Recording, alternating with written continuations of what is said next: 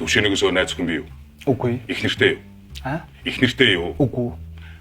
Ашиг сонирхлын улмаас баталгаажуулсан гэрлэлт. Улсад бүртгэлтэй хийнэ хамт амьддаггүй гэр бүлийн хүн байгаа юу? Ер нь ямар ч төрлийн гэрлэлт байхгүй. Эргээд нийлэх боломжтой X. Байхгүй. Эргээд нийлчих байх гэж боддог X. Байхгүй.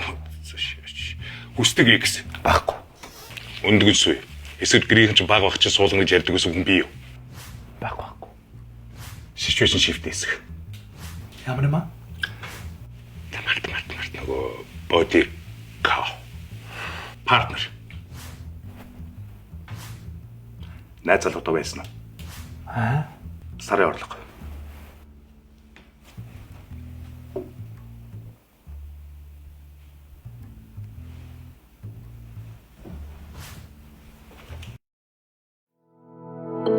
Үргэлжлэлийг орёгоос